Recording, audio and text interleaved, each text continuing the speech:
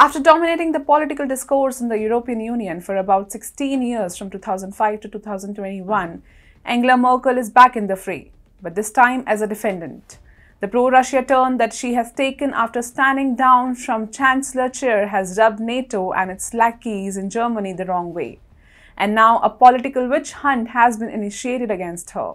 Hi and welcome to TFI Global, the foreign affairs and geopolitical analysis arm of TFI Media Group. I'm your host Kanika, and if you haven't subscribed to the TFI Global channel yet, hit the subscribe button and press the bell icon to receive all the latest updates.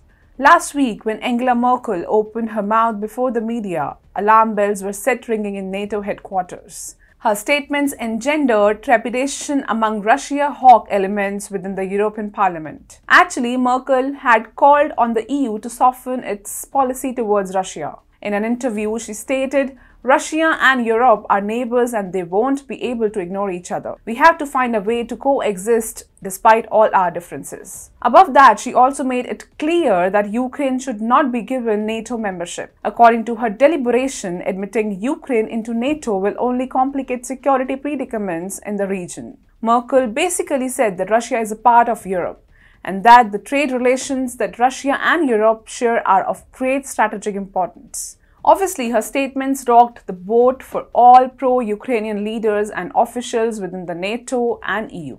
Merkel delivering statements that might deem music to Vladimir Putin's ears is really a big deal. After all, Merkel led Germany, the biggest economy in the European Union, for almost 16 years and was called the most powerful woman in Europe. She was called the de facto leader of the bloc and dictated the EU's foreign policy without fail. She is a highly revered political figure across the borders in Europe, whose statements carry weight and potential to influence the public opinion. So when she came down on Russia's side in her assessment, it wasn't less than a gut-wrenching jolt for the EU establishment. So it seems that the EU establishment is now striving to silence Merkel's pro-Russia voice. Recently, Germany's Federal Court of Justice ruled against former Chancellor Angela Merkel in a 2-year-old case.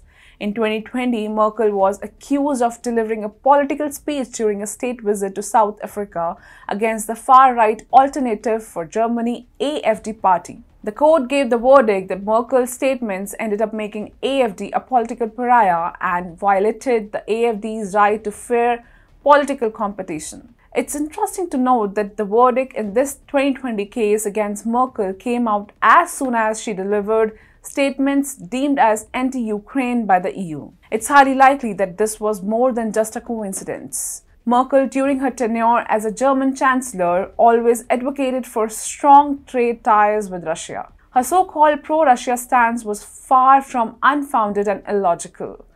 Russia and Europe are natural trading partners, and drawing an artificial divisive line between the two would only trigger problems on both ends. It was during her tenure that Nord Stream 1 and Nord Stream 2 pipeline projects were fancied, and first one even became operational. She was the one who hooked Germany and Europe to Russian gas. Some even accuse that Merkel ignored Putin's lurching towards kleptocracy only because of commercial reasons. But at the end of the day, she got away with it, thanks to the political and economic perks that came flowing with the easy and cheaper Russian energy.